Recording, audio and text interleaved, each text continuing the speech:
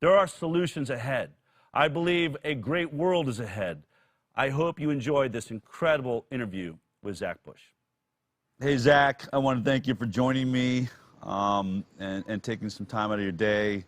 I know we wanted to try and get together and do this in person. I found out I'm going to have to be quarantined in Hawaii if I go out there for like 14 days. Oh, you would hate that. Do that. Yeah, well, that would be, yeah, like to be stuck in Hawaii would be just awful. But it'd be hard to do the show and, you know, keep doing the work that we're doing. And of course, we looked into it, and because you can't come straight to Texas, which would have been fine, you have to go through California or Washington, you were going to get quarantined, you know, for 14 days. So we just decided to do this way. But I want to thank you for taking the time. And, you know, one of our most watched interviews I've ever done on the High Wire was when we really got into discussing the gut biome and our interaction with bacteria and viruses in the world. So I really wanted to reach out to you. But for people that are unaware of your work, you know, I've been around, and you're this person that seems to have understanding of oceans, of coal mines, of hospice care. Can you just give me a sense of how those different stories are all encapsulated in your background? How would you describe your expertise? I just stumbled upon an awesome term in permaculture writings that is something like the perfect meandering of nature. And I think that's the best description of my career, the perfect meandering. My career has meandered a lot. I started when I first explored the university system. I decided I was going to be an engineer. Then, in only the drama that an 18-year-old can create, I had a heartbreak over a relationship I had, the first girlfriend I ever had, and I decided I was so heartbroken that I needed to take a year off of college. And so shortly after deciding that, an aunt called up, and she invited me to come to the Philippines and work in a midwifery clinic. And I had never done anything medical in my life. And the closest thing I had done was like build roofs on orphanages in Mexico and stuff like that. But so I had seen medical facilities before, but that was about it. And so I showed up in the Philippines, and within 2 weeks, the woman who was in charge of the 14-day-old checkups was swept away on a family emergency back in Canada. And I was put in charge as a 19-year-old kid for 14-day neonatal checkups in the squats of the Philippines. And that's when I found the miracle of life, and I got really addicted to this journey into the human biology. And after 6 months of seeing children born into this world, I decided there was no way I could go back to robotics and engineering as I had wanted to, and thought I'd be a surgical PA or something like that. And then as I was going down that course, somebody said, you know what, Zach, this is another year for you to be an MD, and then you got all this flexibility and all this. Well, the person who told me it was going to be an extra year had no idea what they were talking about. And 17 years later, I finally finished my medical education as I went through a few different subspecialties. So after medicine at the University of Colorado, which was an extraordinary journey, I loved medical school. I loved school for the very first time. You know, the first experience was gross anatomy, and it just exploded my mind. I suddenly knew, I felt like I couldn't forget anything. I felt like everything made sense suddenly because I could see down to the fiber tissue and an exquisite, you know, when you dissect a human body for 4 months, you can imagine that you've learned every vein, you've learned every artery, you've learned lymphatic systems, you've learned every nerve in that body. And then the last thing you unwrap, interestingly, is the hands. And you unwrap the hands, and it is the most overwhelming emotional experience that you're not expecting because you just skinned a face, and you thought that was the most intense thing you've ever done. But for some reason, a human hand has so much humanity written in it, and it is an overwhelming thing. And so my medical career, I believe, can be mapped back to the human hand of the 82-year-old woman that I dissected. And her hand was like an archaeological dig on human wisdom, the folds of that hand and everything else. And it inspired me to ask deep questions and stay very curious about what it means to be human, what it means to be wrapped in these realms of tissue. And so I went into internal medicine. And internal medicine, I thought, was going to, you know, give me the whole matrix of understanding of the human being. It's the study that is the founding of all of our specialties: cardiology, renal, all these different specialties. And at the end of that journey of internal medicine, I became a chief resident, which was a faculty position at the University of Virginia, and taught for a year. And in teaching internal medicine, I realized I was just scratching the surface of understanding how biology actually happens. I had learned a lot about disease, but I didn't understand why life was happening. And so then I heard about the endocrine system, early on, and that kept in the back of my mind as maybe the secret, maybe the language of the human body is these hormones that coordinate 70 trillion cells to ignite life. And so I did that, and at the end of that journey, it was in cancer research and developing chemotherapy, and then came to the realization that there had never been a case of cancer in history caused by a lack of chemotherapy. And so I realized I was going down a dead-end path that was never going to take me to a root cause solution.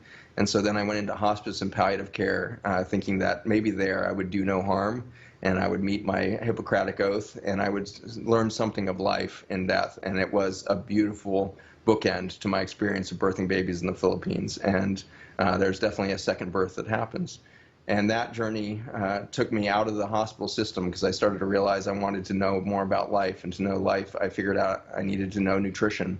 And so I started a nutrition center 10 years ago, and started my own biotech laboratory on the microbiome 8 years ago, in realization that it's not the endocrine system that is the language and coordination system of human biology. It's the microbiome.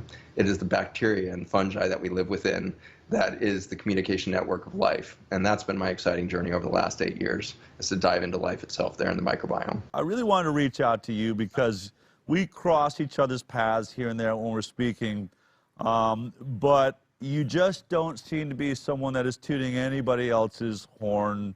You really have your own perspective, and I was hoping you could sort of just give me your perspective on COVID-19. I know you're a busy guy. I doubt you watch my show.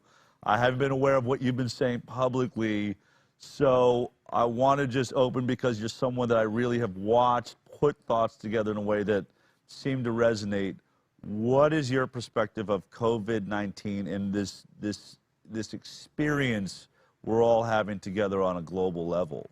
I think to answer that effectively, I need to just back up away from the current situation. And the virus is going to move through the population, and just like every other coronavirus that we've seen that's resulted in widespread death, it's gone within 2 years. The first one was SARS, and no vaccine, no anything. We just developed herd immunity or adjustment, or the actual biologic pool for the production of that virus disappeared. And so that was gone. 2002 it happened. By 2003 it was gone. MERS happens 2012. By 2013 it's gone. No vaccines. And so these things are sweeping through the environment, and we make a news story out of a few of those, SARS, MERS, COVID. But if you look back to like 1976, when we saw this huge uptick in viral syndromes, around 1976 is when we started to see species jumping viruses that were really starting to do weird things genomically. We've had 12,800 recorded new viruses in that time, and that's only the ones that we managed to record and find and categorize. There's probably 100-fold that, or 10,000-fold that, or 10 million-fold that we haven't understood. The amount of genomic information in the atmosphere and soils and water systems is beyond our supercomputer power to analyze. And so when somebody comes along and says there's a new virus, my first thought is, how the hell do you think that's new? Like, what is the data that you're basing that on? Have you screened the genomics of the viruses on the planet before? And the answer is absolutely you can't. There's 10 to the 31 viruses in the air. There's 10 to the 31 viruses in the ocean water. There's 10 to the 30 viruses in the soils. And so we are surrounded. We are literally absorbing. We are breathing. We are, through our skin, through our ears, through our eyes, through our systems, we are absorptive machines for genomic information since our origin. And far beyond our origin was this genomic milieu that we float within. And so I think we need to be very cautious to say that there's anything new under the sun, because it's unlikely that the Earth has never seen this before. It's been through 6 great extinctions. We're in the midst of the 6th one. It's seen cataclysmic events on the planet. It has seen the rise and fall of continents. It's seen, extraordinary shifts in climate. The whole planet covered in ice at one point, pretty much, and then you've got the reabsorption of that ice and the rise of oceans, and you've got massive volcanic events that cover the sky in sulfur compounds and toxic acids. And this Earth is a history of cataclysmic events. Right now, humankind is the cataclysmic event on the planet. And so we should be aware of our role right now as a force of destruction and a force of manipulation of biology at its foundation, and we should be far from startled when we see the collapse of our own health. It is the most predictable thing scientifically that you could possibly do. Our group is tiny. I'm a self-employed, scientist, self-fund my little laboratory. We keep doing what we do because it's interesting, and it's, even if we're going to go march into extinction with the rest of the humankind, let's do it with our eyes wide open and celebrate the beauty that we are in. Life is extraordinarily beautiful.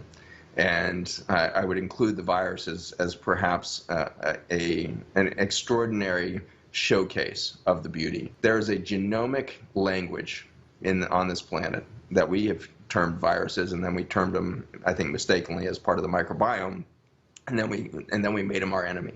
And so we told an extraordinarily damning story of a language of genomics, a language of life.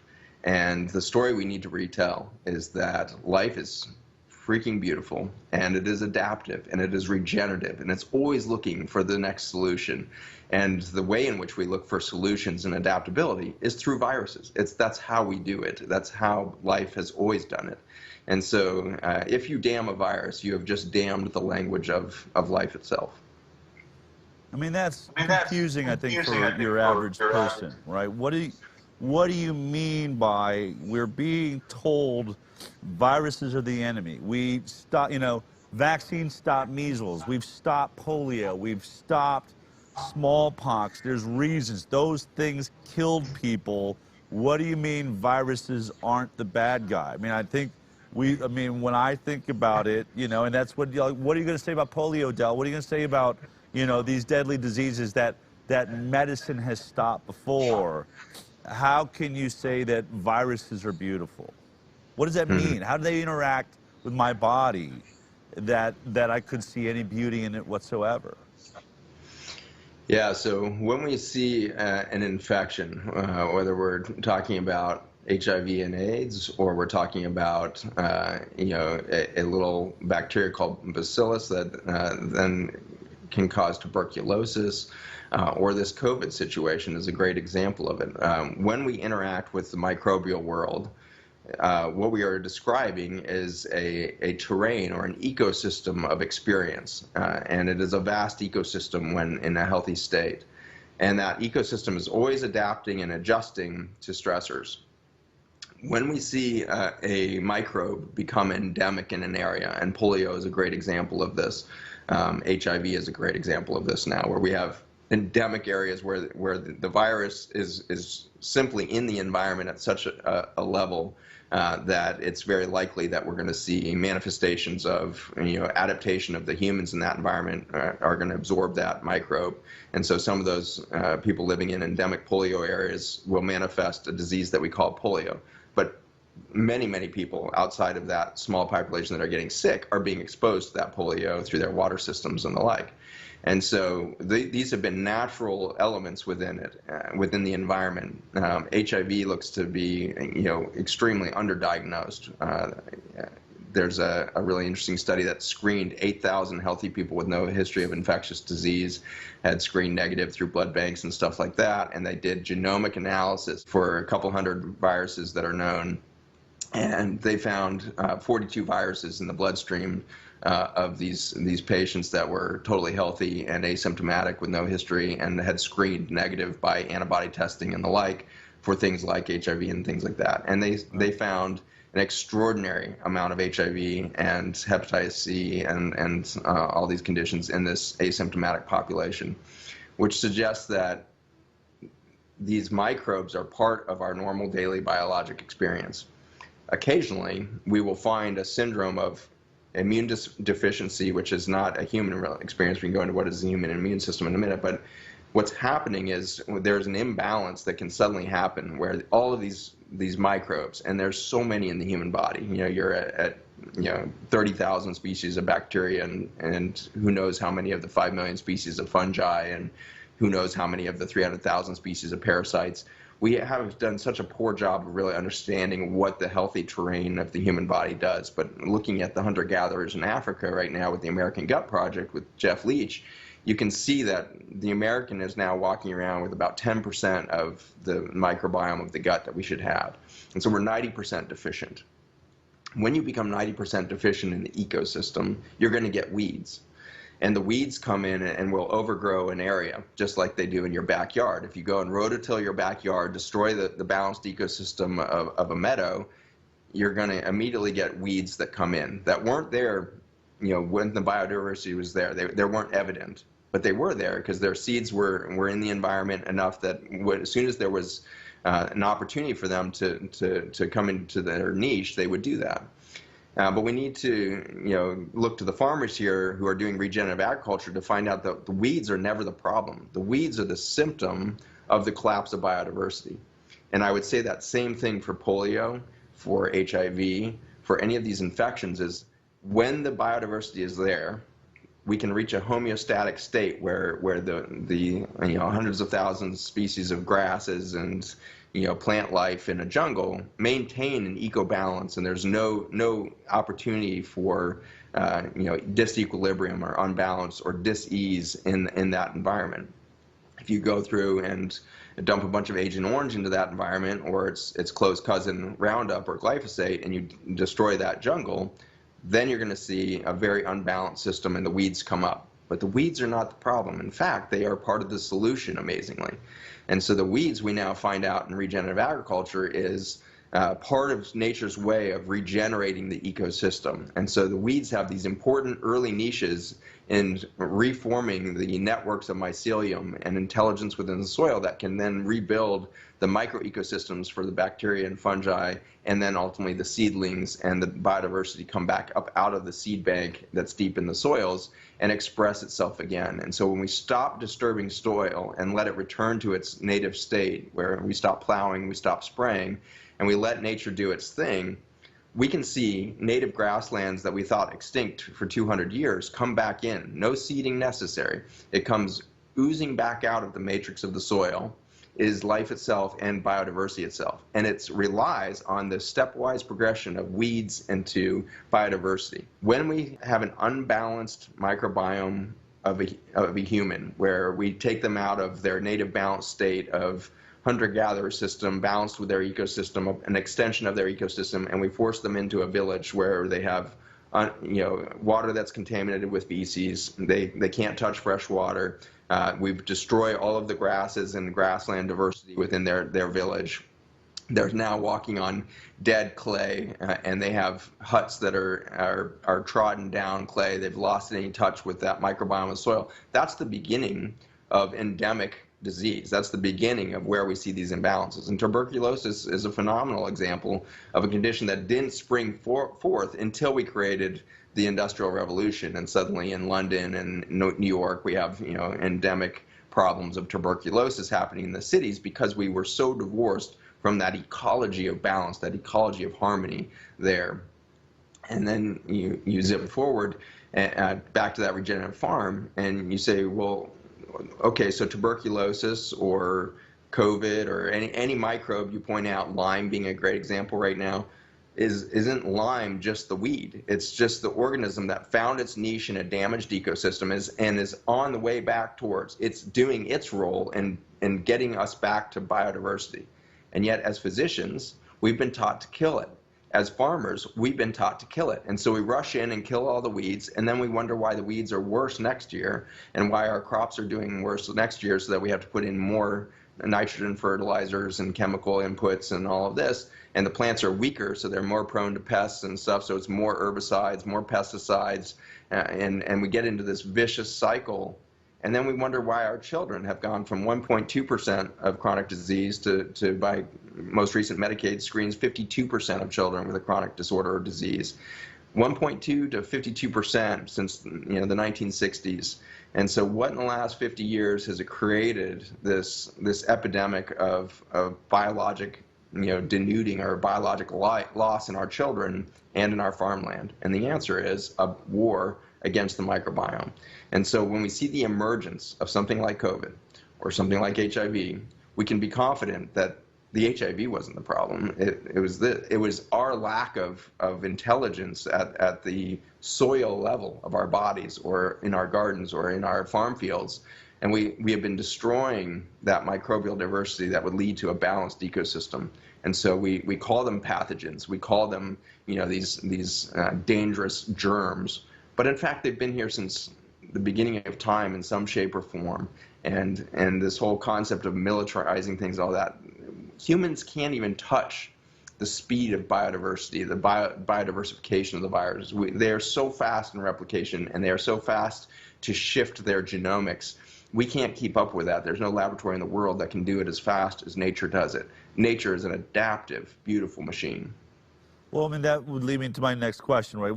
There's a real, I mean, it's really coming up now in the media. There's questions on, was this created in a lab in Wuhan, or in a lab in North Carolina and moved to Wuhan? Is it an escape? Is it a bioweapon? Is this a man-made?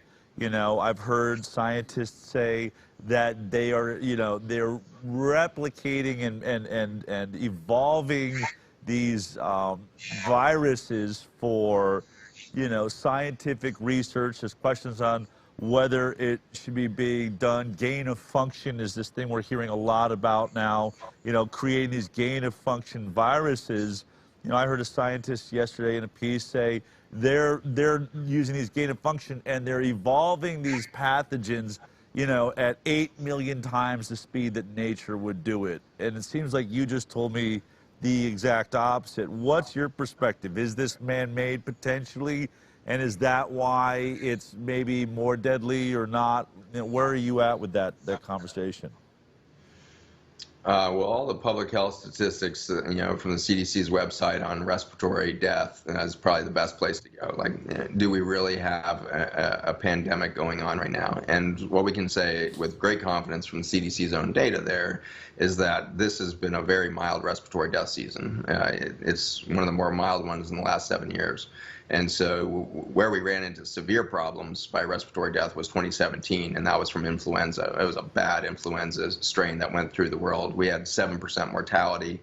The CDC announced a 7% mortality in January of 2017 and said this is going to be a catastrophic flu season. And it was. Like, you can see respiratory death just shoot up that year, well above baseline seasonal changes that we see.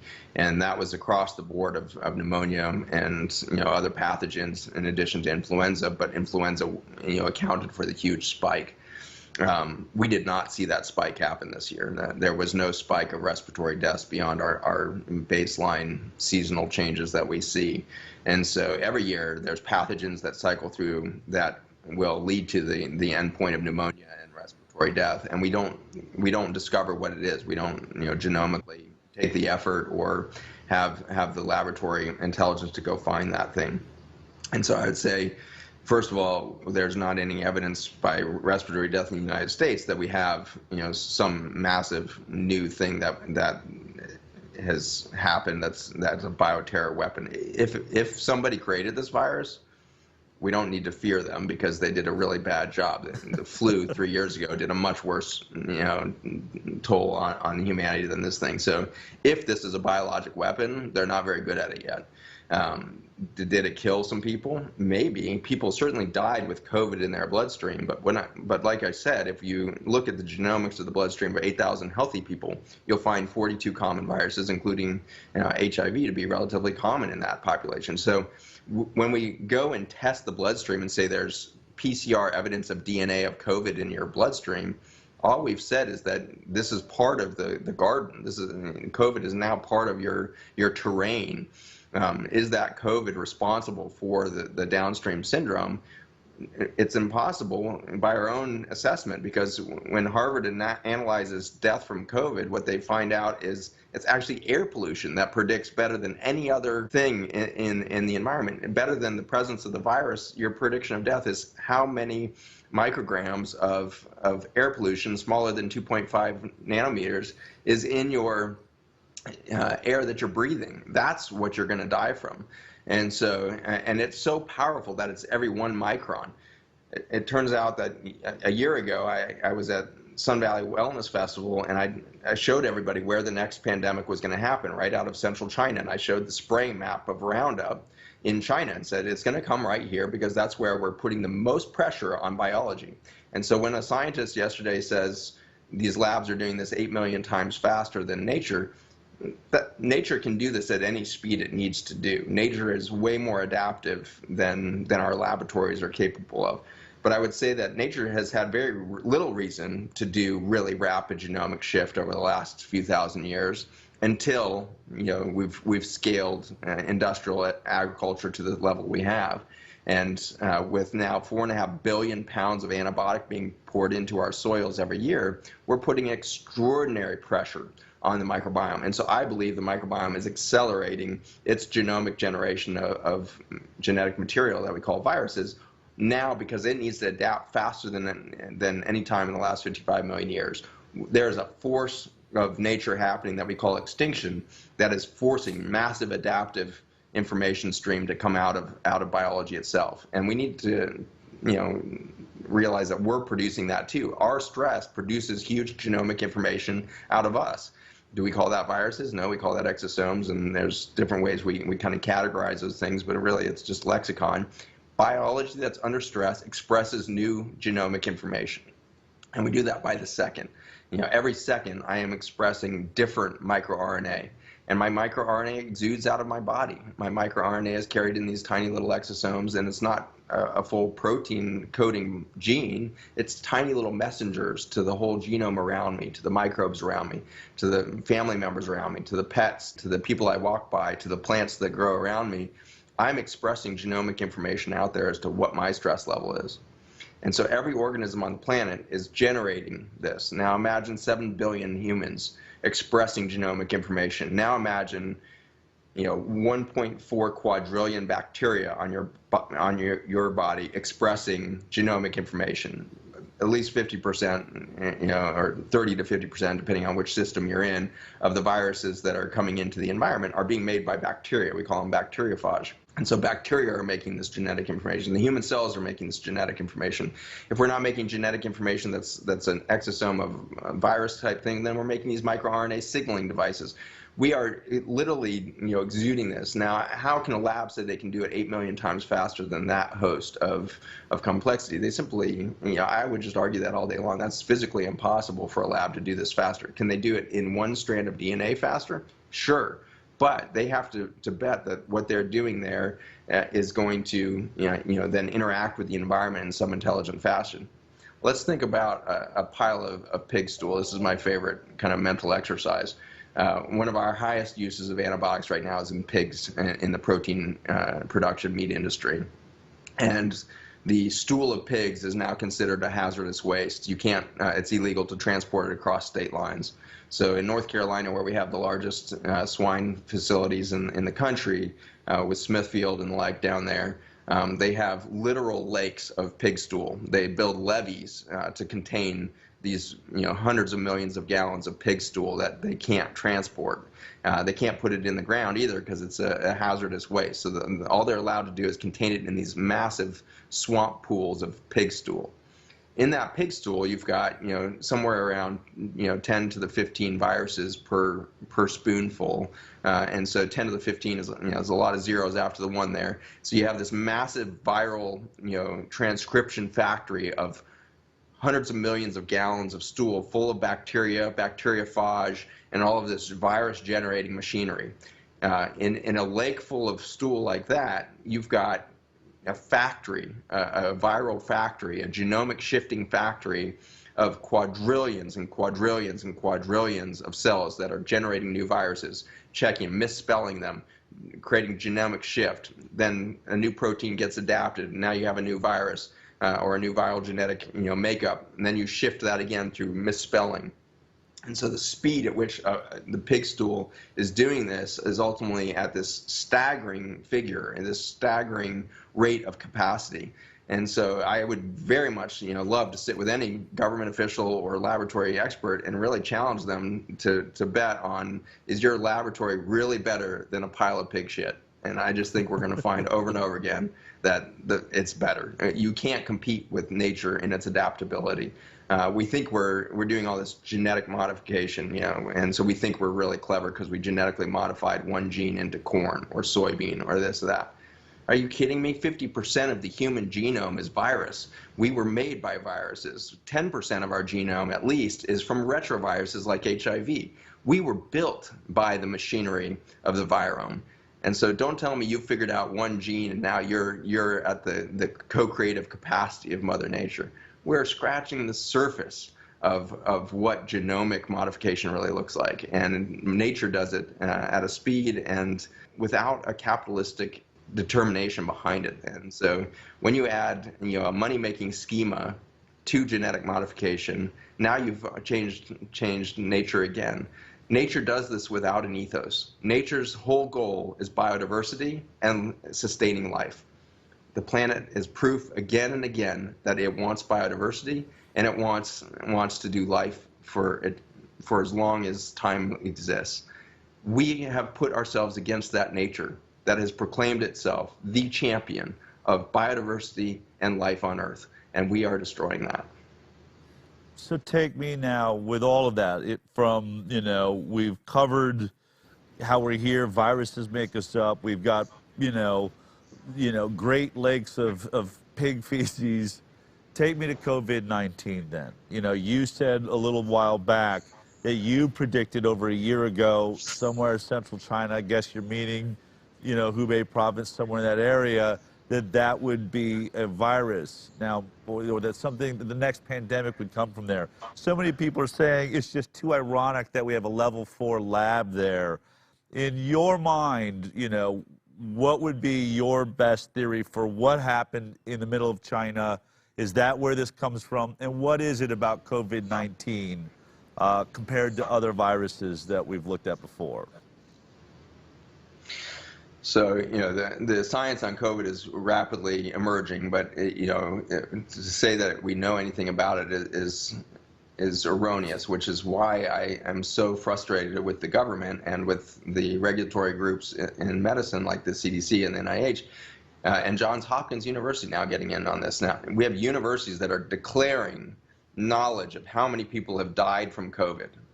That is scientifically impossible that they can say this many people died of COVID. We have a lot of people that are dying of bizarre respiratory conditions all of the time. There seems to be a syndrome that is familiar with COVID, and that syndrome harkens back to another coronavirus of 2001, 2002 with SARS. And the description of SARS is so incredible in the literature. When you read the initial scientific studies coming out of 2002, 2003 around SARS, it literally says the patients turn blue and then have to wait until their lungs eventually fill with fluid and then they die.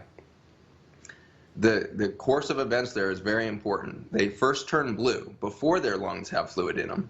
And so there's not a respiratory failure that leads this thing. And then eventually with fluid in their lungs, they develop pneumonia and die. This is exactly what's happening with this COVID strain. So another coronavirus presenting with hypoxia, which is a loss of oxygen in tissue. So the patients are presenting blue and with these remarkably low numbers of oxygen in the bloodstream. And yet a lot of them look pretty comfortable. They're not breathing fast. They're not in any distress. And so the doctors are freaking out, trying to figure out, why is this patient sitting here talking to me with an oxygen level this low, blue in the face, and going into multi-organ failure?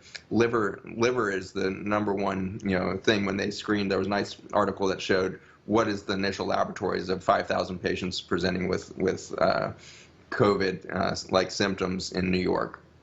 Of those 5,000 patients, the vast majority didn't even have fever. The average temperature was 37 degrees Celsius, which is normal body temperature. And so they don't have fever, they don't have any signs of respiratory distress, and yet they have bump in liver enzymes. That's the only laboratory finding that seems to be consistent. Their white blood cells aren't elevated as if they have a virus. They don't have shift in triglycerides suggesting some inflammatory event. And so there's nothing in that article I'm pouring through and like, show me the evidence that this person is having a viral infection. Show me the evidence that there's some signs in the immune system or otherwise that there's a virus at foot. Instead, they're dying of hypoxia. They have loss of oxygen at the tissue level, and their oxygen and their tissue is being starved of oxygen. And it turns out when you have a hypoxic injury, loss of oxygen in the lung, you get something called ground glass reaction. You get fluid that starts to accumulate in the lung because of that hypoxic injury, a lack of oxygen. In the vascular system, you start to get dysfunction of the endothelium, where you can no longer make vasodilatory effects, and you start to lose the mechanics of venous supply and venous drainage and all of this, and that leads to stasis, which you can get blood clots from stasis and all this. And so the whole body, from liver to bloodstream to your other organs, are showing signs, including the lungs, of a loss of oxygen. This looks as if you suddenly put this person on the top of Mount Everest and took them from sea level to Mount Everest in 5 minutes, and that's what the patient suddenly looks like. So that happened in 2002, and it's happening again. So what is going on there? If there's no signs of a viral infection, what is going on, and why are we finding COVID in some of these bloodstreams?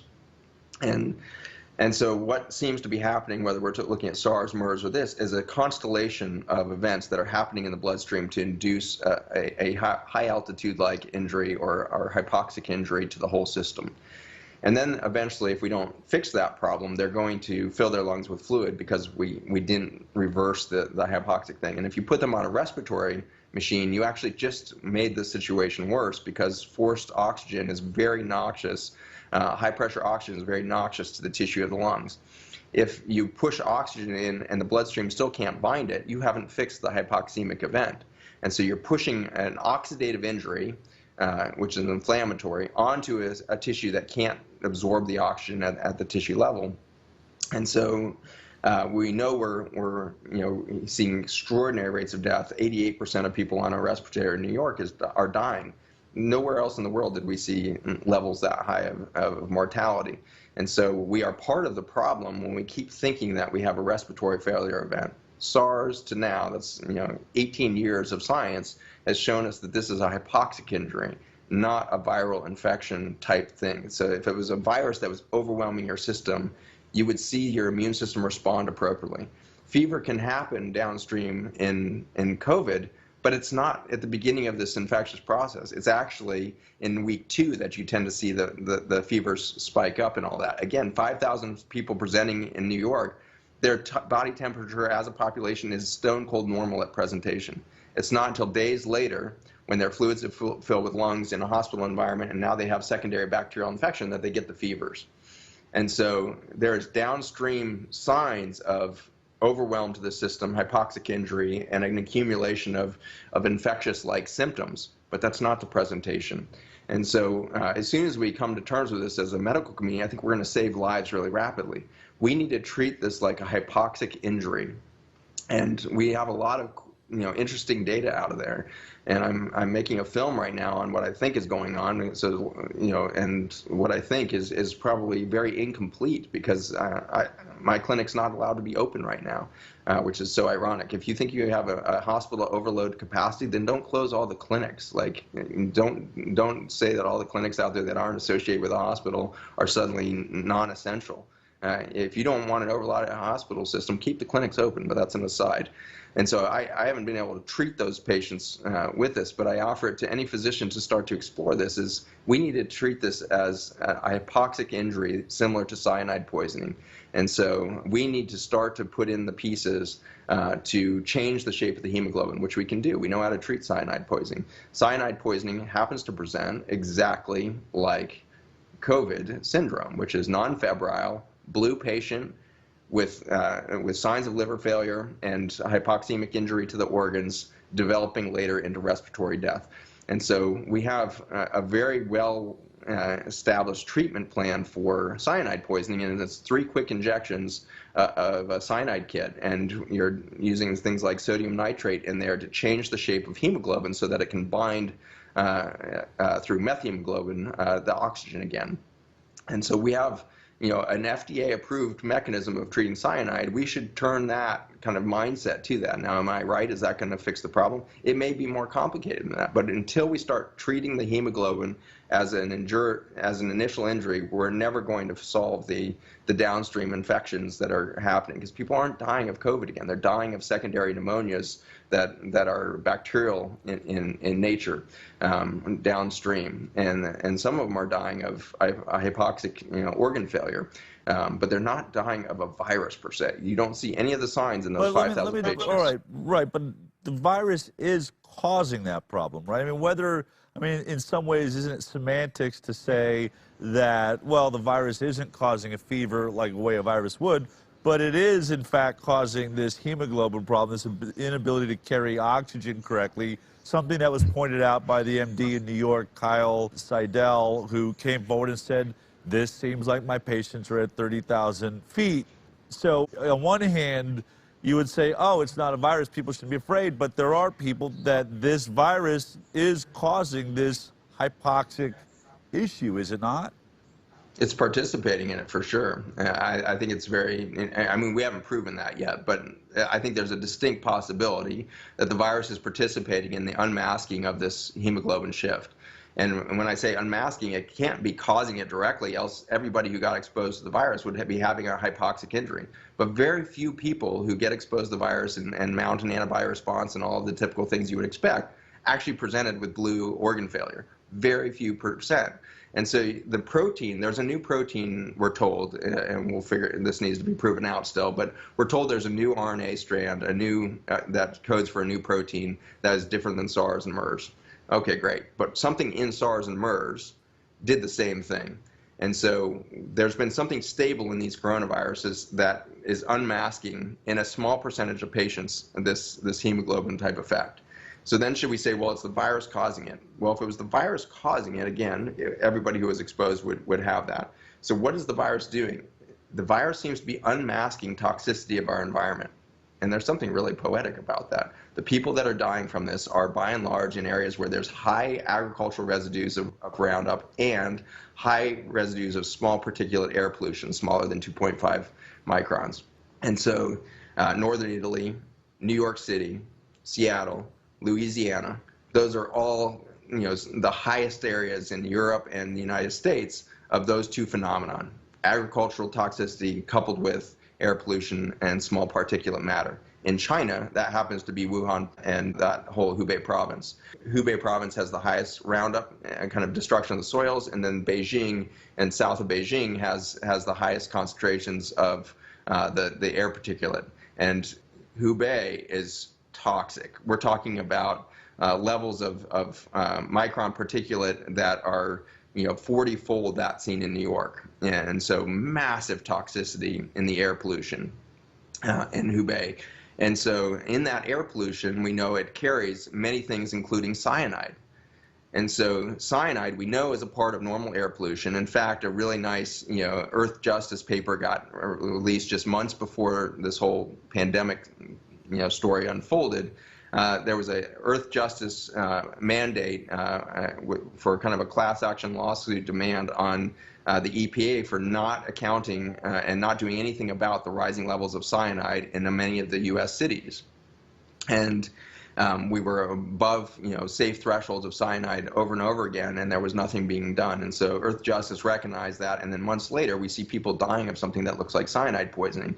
And so what I think is interesting is the possibility that nature, in a toxic stew of dying soils in a glyphosate Roundup intense farming area of China, has unmasked the relationship of cyanide to hemoglobin. And is this an adaptive event happening as nature has exuded this? If this is a military operation, again, they are mimicking something that happened in 2001-2, and so it's not new.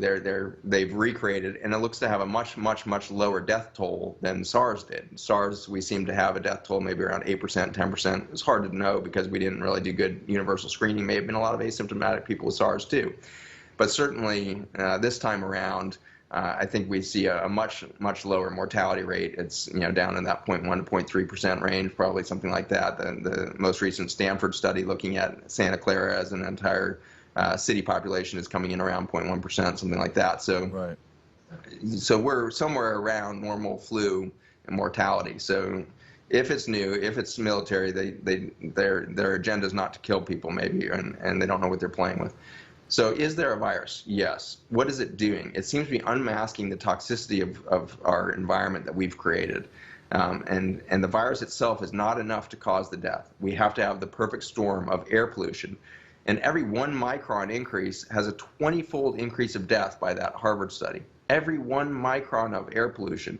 And when I tell you there's 40 fold increases in that micron density in Hubei, the chances of having an epidemic of hypoxemic injury in there is catastrophically high. You're in the hundreds of fold increased risk of death by living in that environment. And so we saw the death rate suddenly drop to near zero, not because they were in confinement. I believe it was because if you look at the tracking of their air pollution levels, it went below 40 microns per cubic meter of air in the 2 weeks following the cessation of activity in Hubei. And so by stopping human activity, we took the cyanide out of the air, and suddenly nobody was dying of COVID. Everybody's like suspicious, like China's lying.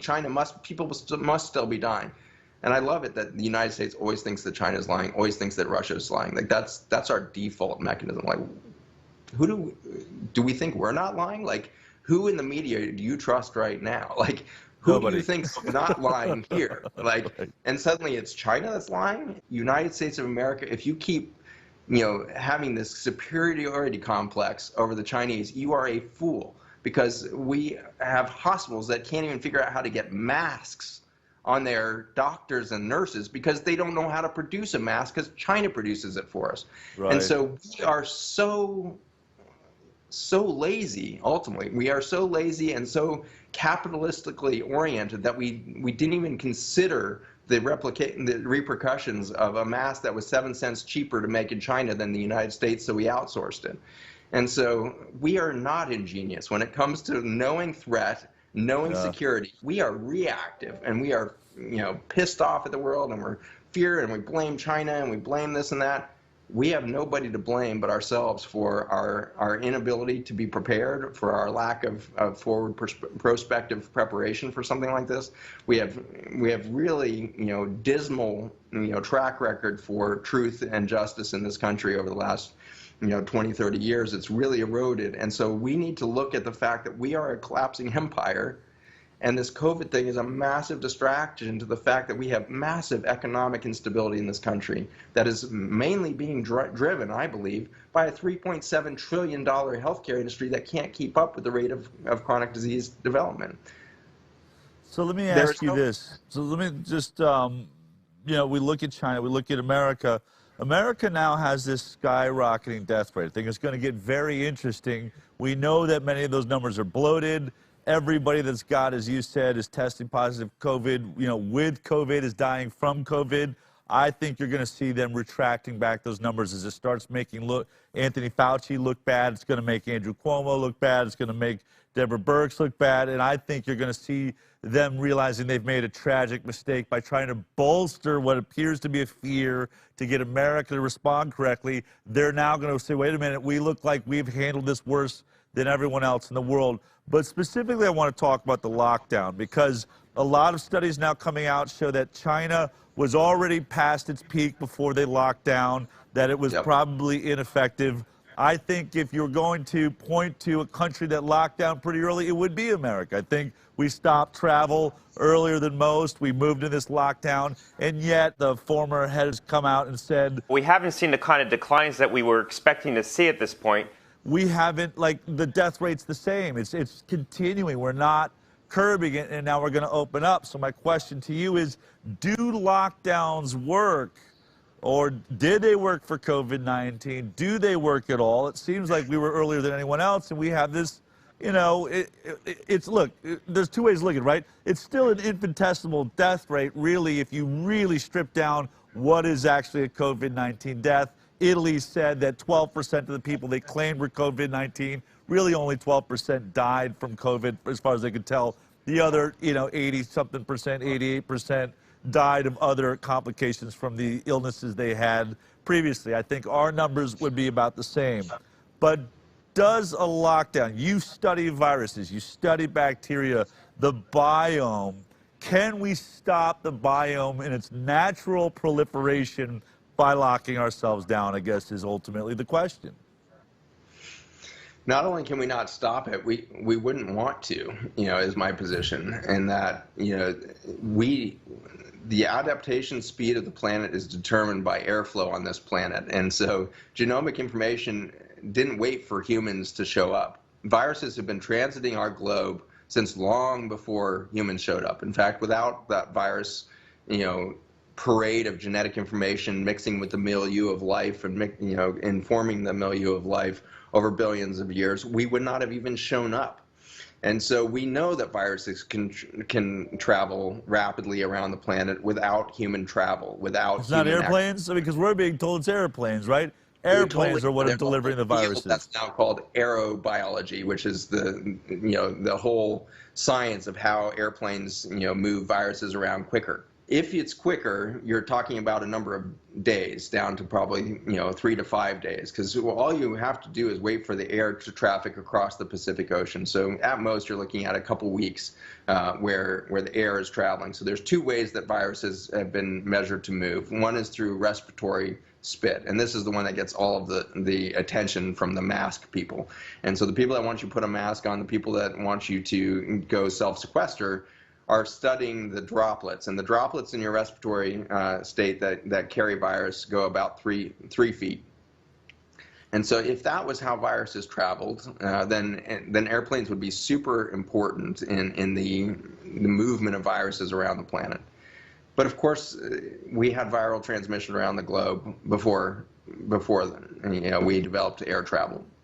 And there's again the possibility that we can change the concentration of the virus in different environments, but we're not going to eliminate the virus by eliminating air travel. And so the evidence of this continues to come out. The virome is just beginning to be studied, I think, effectively. But a really cool study looking at in Spain recently demonstrated that you could find the same viral particles in ice caps nearly at the same time that you would find the virus in desert systems and all of that around Europe. So looking across Europe, all of the different vast different ecosystems, most of them uninhabited by humans, and they were showing viruses showing up almost simultaneously seeming in these different environments. And so what they are studying now is the other half of viral transmission, which is aerosols. And so droplet or liquid-based transfer goes 3 feet. Aerosols, where you're not attached to a liquid droplet, but you're actually airborne and you're surrounded by a pocket of air rather than a pocket of liquid, those can travel great distances, and they survive much longer, interestingly, than if in liquid. And nobody's really worked out why or what the protective mechanisms are, but dust particles will select around that. Interestingly, we can screw up the normal distribution of a virus by air pollution. And so some really cool studies looking at flu are showing that in areas of high air pollution, we can have an abnormal density of virus transmission through aerosolized particles because they bind to the air pollution itself. And so again, I would argue that we will completely cease any future coronavirus pandemic if as soon as we see a strain come out, we instantly stop traffic. And everybody has to go to bicycles, skateboards, roller skates, and the rest and carry on their life normally. If we do that, then aerosolized virus will spread over the earth over the course of a few weeks and months and will spread itself out in a very even distribution. And we won't have these pockets of high-density viruses in the pockets of high-density humans, and so we won't see the same penetration into that biology.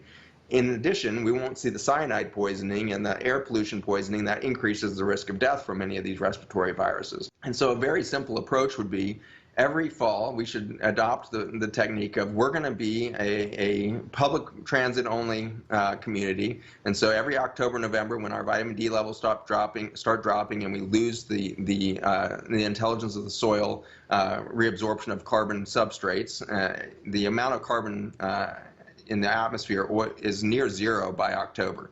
All of the greenery of spring, summer, and fall have sucked in all of the CO2 and methane, where there's maybe a substrate of 3% or 4% of our total carbon left over at the end of that time. And then between October and January, which is right when our quote-unquote flu season happens, the amount of CO2 and methane in the atmosphere blows up, and it goes berserk until about June. And so the reason why we see flu season correlates perfectly with carbon in the atmosphere due to natural soil cycles, and we call that flu season. I don't think there's any proof at all that flu is causing this perfect seasonal change, because the virus doesn't care what season is. The virus can be made by any human cell, any time of year, all of the time. What seems to change its activity is the amount of CO2, methane, and other carbon substrates that we create through our transportation and other mechanisms, and then we create flu season. We create a syndrome of respiratory death and dis-ease that is actually a natural cycle of the quiescence of the microbiome of the soils not participating in that same respiratory cycle. And so the respiratory system of the whole planet, including humans, starts to fail in that quiet state, and death happens. And that happens in nature in a massive way. We call that fall and winter. And in that death, we reabsorb nutrients into the soil, and we get ready for an explosive new cycle of life. We need to come to terms with this is the viral phenomenon. The viral genome is expressing itself constantly, and when it is in a microbial diversity, when it is in this ecosystem of friendly biodiversity, there is no death and disease. And then as the seasons carry on, we see death and disease accumulate. If we shift to bicycles and non-carbon emitting transportation in the fall, I think we will see a marked reduction in death from what we call flu season. The virus will still be present. We won't die from it. You're one of these guys that has a lot of different investigations go on, but you actually also work in hospice care, is my understanding. You work with the elderly. We're being told around the world by scientists that really predominantly these health issues you've described very well, and different reasons they may be caused, but not only is pollution part of it, but it's predominantly affecting people over the age of 65 with other comorbidities. I ask myself, 20 years ago, would we have just called these deaths old age? In some ways, are we just putting a mic, like defining something? Like people talk about this. We've never looked at flu like this. We've never test kitted, millions of people to see who actually got the flu. There's been a large amount of science is just assumptions. Now we're, drilling down at it. You have scientists around the world, virologists, mathematicians, all saying, if we had done this with the flu, we could have made you panicked over the last, 20 years. We could show you this death rate every time and make it specific to an illness and freak everybody out. The media is a giant part of this. But specifically, because, you have worked with the care of elderly, I'm sure they're very concerned. What is it, what is the message there? Should we be afraid of dying as we get older? I have a mother-in-law who I am worried about in New York. I think New York's handling this in a terrible way. I think that you don't want to end up in a New York hospital. They're going to vent you, it seems. They're still stuck on that crazy approach, but I want her to feel safe. What is it that, those that are over the age of 65 what should we know about this? And specifically to that really small group that experience a much higher, rate of an acute reaction? These are great questions.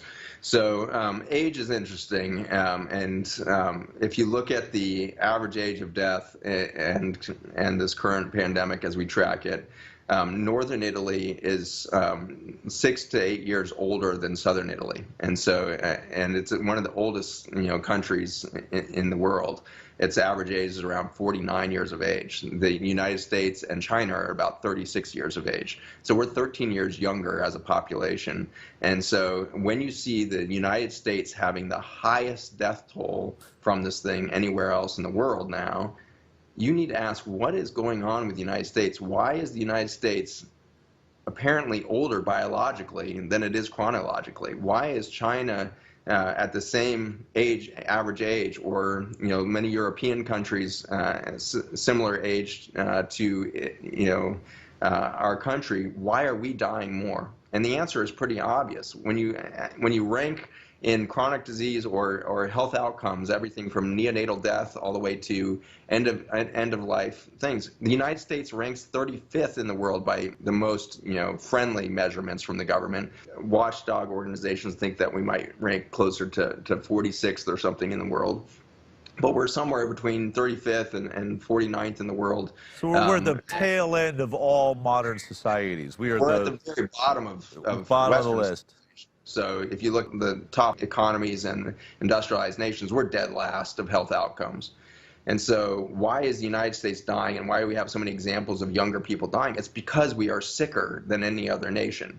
And so specific to this COVID, it turns out that we know that the coronavirus, both the common cold as well as these more severe versions of it in SARS, MERS, and COVID, binds to a receptor in the lung that's called ACE2. And so this ACE2 receptor is expressed naturally on our lung surfaces. As we age, ACE2 can go up, especially if there's respiratory disease. So COPD, for example, has very high ACE2 expression along the surface. We have lots of channels in. And COPD is one of the only lung conditions that puts you at increased risk of death from this. All the rest of them are vascular, right? It's cardiovascular, renal disease, coronary disease, and cerebral vascular disease. These can end diabetes and the like. If you look at those comorbidities that people are dying from and their relationship to this ACE2 receptor, it gets pretty interesting, because ACE2 goes up naturally in lung tissue from damage from emphysema type things with COPD, but not in cardiovascular disease until you add two drugs. And so when you add a statin drug, suddenly the whole system upregulates ACE2 receptors. When you add an ACE inhibitor, which is our leading #1 recommendation from all medical societies, if you have diabetes, heart disease, or chronic kidney disease, the first drug you're supposed to be on, and you can get sued for malpractice if you don't have a patient on one of these drugs, is an ACE inhibitor. If they don't tolerate an ACE inhibitor, the most common side effect of ACE inhibitors is cough, because you've upregulated the ACE2 in their lungs, and now they're reacting to their environment abnormally. So if they develop an ACE inhibitor cough, which means you've changed the balance of their reactivity to their environment, then you need to put them on an ARB, which is an angiotensin receptor blocker, which again upregulates ACE2 receptors. And so ACE inhibitors and ARBs are now seen to be a major risk factor for death from COVID. Why? Because it upregulates the ACE2 receptor. And so the United States is the most medicalized system. So yes, we have high chronic disease rates. And in response to those chronic diseases, we put on medications that we know are putting you at risk of dying from coronavirus. So if we had a true public health organization that was really concerned about the next few months of death from a coronavirus that just got discovered over in Wuhan province, the very first thing we should have done is announce, doctors, you need to transition all your patients who are on ACE inhibitors over a calcium channel blocker or some other form of blood pressure control, or hey, maybe put them on a healthy diet. But regardless, take them off the ACE inhibitor. If we had done that, we would have saved thousands of lives. Take them off the statin. There's the absolute risk of dying from a heart attack by taking somebody off a statin is near zero for a 3-month, 6-month period. And so take them off of their statin, put them on a healthy plant-based diet so their cholesterol doesn't go up, and then take them off their ACE inhibitor. If we had done that, we would have completely changed the death toll in the United States. We knew that these drugs increase ACE2, and we knew, based on SARS, MERS, and the common cold corona, that it binds the ACE2 receptor. If we had done that, we would have saved thousands of lives all over the country, not to mention all over the world. And then we should have stopped influenza vaccination, because an extraordinary study came out in 2017 showing that if we vaccinate for flu, your risk of getting coronavirus the following year goes up. And this is not just corona, but 6 other common respiratory viruses, their risk goes up. And this is commonly seen. This is a well-described scientific phenomenon, that if you get exposed to the real influenza, you develop what's called kind of this transverse immunity, where you get immunity to bugs that aren't even represented in influenza. You get this immune system intelligence, and you will now become resistant to other bugs. If you don't get flu and you're exposed to an abnormal protein within that flu virus, and so you have to mount a weird antibody to that, so you can't get your normal herd type or kind of immune system response to the environment, then you get increased risk of this. So what we should have done is, if we really believed that this thing was 10 times more deadly than flu, well, actually they said at the beginning it was 100 times more deadly than flu. Right. If they really believed that, then in December they should have frozen all influenza vaccines. Said no more influenza vaccines, come off your ACE inhibitor and your ARB and your statin drug. Don't get influenza vaccine. We're going to cruise through this season because we have a new strain. We didn't do any of those things. We know that science. NIH knows that science. CDC knows that science. We did not make public health moves to protect the community from coronavirus. Why? I think we kind of knew. Well, I knew right away just because I have a calculator. Anybody with a calculator, as soon as the first cruise ship stopped in Oakland, we knew everything we needed to know about this virus. That nobody died on that ship. For 14 days, they were quarantined on that ship. It has a 5-day infectious period. You will develop symptoms in 5 days if you're going to develop symptoms at all. And so we should have seen high amounts of blue people and liver failure and all of that on that ship, because it was the worst population you could possibly isolate, because they had an average age over 70 on that ship, and there were children running around. So you've got children, which are the best microbiome swappers outside of dogs. Dogs are definitely our best, but kids are this awesome gift that they're so good at microbial communication. And so you've got kids running around the ship. You've got old people. They're sequestered, and they didn't sequester. They didn't quarantine those patients away from each other in those initial couple of weeks. And so it should have been massive death toll on that ship, and yet nobody was even critically. I think 1 or 2 people came off critically ill. The rest of the 3,700 people weren't even. There was only 100 or so that were showing symptoms at the end of the 14 days. A few people weeks later died, and we said they died of coronavirus. Coronavirus was definitely in their experience. It was present. May have contributed in some way, unmasking toxicity of their statin drugs and their ACE inhibitors and their flu vaccine that they got. But ultimately, we knew that the death toll on that ship was low enough that if we extrapolate over the United States, we would see somewhere around a death toll of 0.1%, maybe 0.3% at worst. And we know that flu can, in 2017 was causing a 7% mortality rate. So we knew at the beginning that this was not going to be some massively fatal thing unless we managed it wrong, and we did. Instead of learning from the past, we treated this like this was a vicious virus, and every death that happened got blamed on corona instead of our mindset. Our mindset of physicians that this is respiratory failure and I need to put this patient on a respiratory, that mindset was killing people. We weren't responding to the real things below our fingertips, because as physicians, frankly, we have been brainwashed away from using our eyes, our nose, our fingers, and our sensory system to look at a patient. We don't believe anything until it comes through a serologic laboratory study or an MRI machine. If we don't do those two things, we have not been given permission to have any trust in our own intuition, our own massive capacity for quantum computation and intelligent decision making. That's been taken away from us, and we're threatened with lawsuits if you don't have the MRI and serologic data to back up your plan. We can't move. We are paralyzed as a medical system, paralyzed by the fear of doing the wrong thing, doing something outside of the current paradigm. And so for that, we are losing our patients. And so next winter, all of the physicians answering, knowing what you know, what are you going to do next fall? Are you going to vaccinate your patient? Because we know there's probably one more season where we'll see COVID in the environment. It takes 2 years for these coronaviruses to leave. By the way, know that this will be gone. Again, I said it earlier in the show, but it's very important, America, world. This virus will be gone by next summer. And when they come out with a vaccine next year, they're going to say that the vaccine eliminated the virus. That is physiologically impossible, that is scientifically impossible, and it has never happened with the previous coronaviruses that have circulated. So let us not be this easily duped, okay?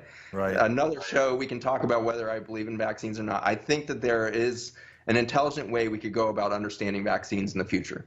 But since 1986, you know better than anybody else, Right. we have not been testing for efficacy and safety of our vaccines. So are vaccines important? Is Zach against vaccines? No, Zach is fully for an intelligent, microbiome-informed new model for childhood immunity and vaccination. That's what I want people to sign on to. And so as an invitation on the tail end of this film will be an invitation to go to my website and sign a petition as a physician or scientist to sign up for healthy child immunity and intelligent vaccination. We need to bring the new science of the last 30 years to the microbiome to update our understanding of our relationship to the microbiome, and we need to stop seeing ourselves at war with it. We need to see ourselves as an ecologic member.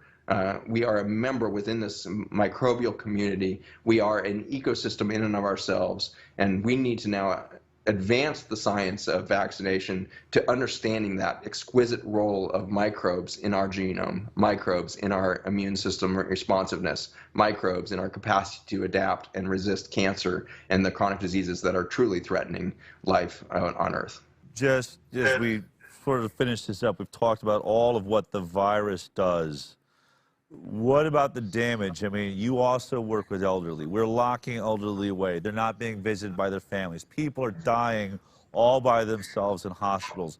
People aren't being able to go to memorial services and go through the experience of releasing these people and their family. We have literally become virtually, I would say inhuman towards those elderly that are in end-of-life scenarios, whether it's COVID caused or a heart attack that happened because they didn't have a hospital. What is the hope for the future? Is there hope in this? What are we to learn as we move forward? Because on one level, you've described the weeds as being important. They're just like viruses are important, but our human connection too is so important to this. Do you have any thoughts on the result of the disease or the infection, which I would call our lockdown? Our, as you said, our incorrect approach is its own disease of mindset. What would you like people to know, as you know, as a career, you stare in the eyes of these people that are going to have this transition period? Should we be afraid of death? Are we dying? Is this inhumane? Is there hope for us to move forward, or are we just looking into a dark world that's now out of our control? If there's crimes against humanity being exercised right now, I don't believe that it's in a military lab. I believe that it's in those ICUs of dying patients alone. In what time in history have we decided that we need to, en masse, let people die alone? Marines are taught to never leave a soldier on the battlefield. Marines will literally charge into machine gun fire, into rocket fire, to go grab that injured soldier so that they don't die alone in enemy hands. What level of fear have we induced in mankind that we are letting our revered elderly and our young people who are dying from these conditions die alone? It is worse than rocket fire. It is worse than this. And we've generated that level of fear around a virus that looks to have a mortality similar to flu. What are we doing with this tyranny of fear? We are tearing apart the very fabric of what it means to be human. There's an innate drive in us to stay connected, to stay in one another's presence, to have fellowship with one another.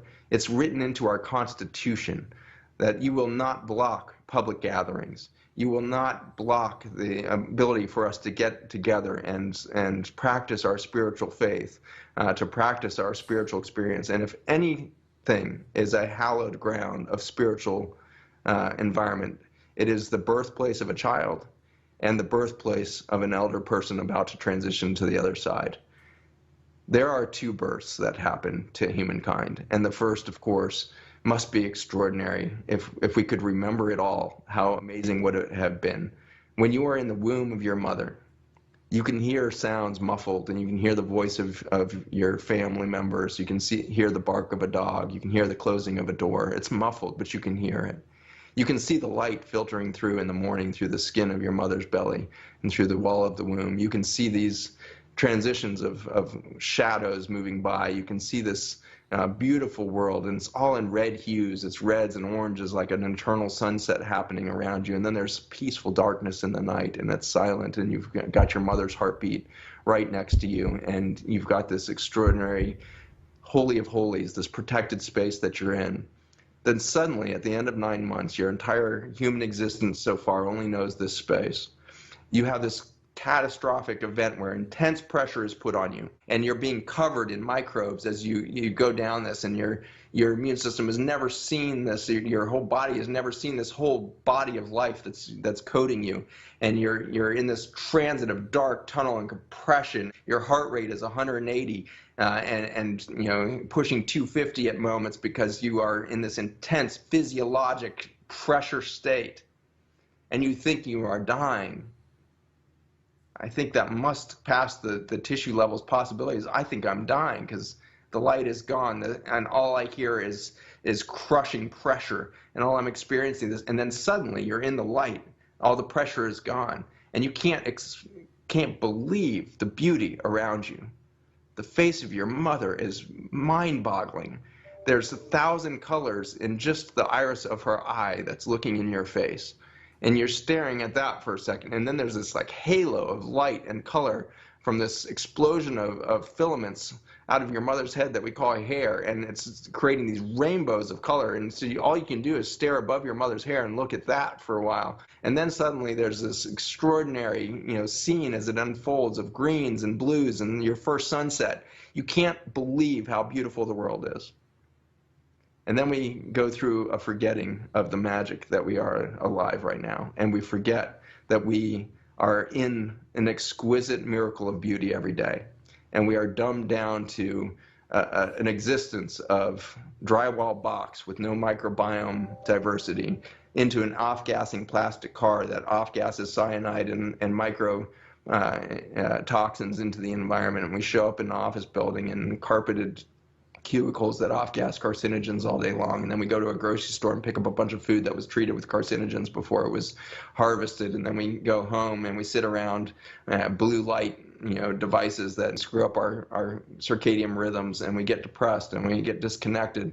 And then we go through this extraordinary event, and suddenly there's darkness in an ICU, and your eyesight is failing, and you're starting to see things through the glass darkly again, and you see shadows, and you see this, and there's an intense sense of pressure as your body starts to collapse in on itself. You can't breathe, your heart rate's failing, everything's starting to go, and then you go into this dark tunnel. You can hear voices perhaps, and you have this overwhelming sense of biology is being crushed into oblivion right now.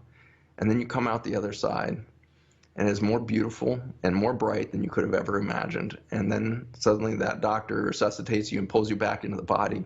And you tell that doctor, it's so much prettier on the other side. I'm ready to go. I'm ready to rebirth. I just found out that I'm fully accepted on the other side. I'm a beautiful creature of light energy, and I am excited to be there. The danger that we have right now is not a virus. The danger that we have right now is that we have sterilized ourselves from death. We have created sterility around the death moment, which is ultimately our reason we're here. We are here for a transformative experience where we find out we are not biologic, we are spiritual beings. We are light beings. We are spiritual beings trapped in a biologic shell for a moment. And we have learned to fear all of that. And for that, we are missing the beauty of life. We are missing the beauty of the face of our lovers, of the face of our children. We are missing the beauty of one another. And we are letting each other die alone out of fear of some genetic material that floats through the air and has since the beginning of time. We have the wrong story going on. And it is not a conspiracy theory. It is not some government laboratory. It is the human emotion of fear. And we are afraid of our own death, which is our rebirth. We need to reorient ourselves to life. We need to put into line not just our medical system. We need to put into line our manufacturing and consumer goods industries. We need to put into line our energy and transportation industries in line with biology. It has shown us how to produce energy cleanly. It has shown us how energy is produced at the cellular level. We could do that. We could put all of it back in line. And first and foremost, we need to celebrate life and stop fearing death. And we will act much differently towards each other. We don't need a revolution. We need an evolution. We need to evolve past our fear, and we need to find love. And love is not a thing. It's not something to be grabbed. It is an experience. And I believe it is, through the wisdom of one of my deep friends, Patrick Gentempo, gave me this extraordinary gift last year. Love is not the fabric of everything. The fabric of everything is beauty. And our reaction to seeing the beauty is love. If you feel unloved, if you feel like you don't know what it means to love yourself or your loved one who is dying right now, then stop trying to generate the human emotion of love and start witnessing the beauty, and then you will experience the love. We need to see the beauty of the virome. We need to see the beauty of the microbiome. We need to see the beauty of a human breath. We need to see the beauty of a planet that can breathe when given the opportunity. We need to see the beauty of human touch, a hug. When we go back to a normal, I hope it's not the old normal. We need to find a new normal in these coming weeks. When they say you can go back to your normal activities, do not go back to your normal activities. Act much differently. See the beauty everywhere. Engage with the beauty, most of all in your fellow humanity. And let's love each other in the experience of each other's beauty to realize a much different future. Thank you, Zach. I think I want to leave it there. I think that is our message moving forward. We must not go back to normal. You're right. We are far more spectacular than being normal. Thank you for taking the time, Zach. Take care. Thank you all. For the thousands and thousands of you that are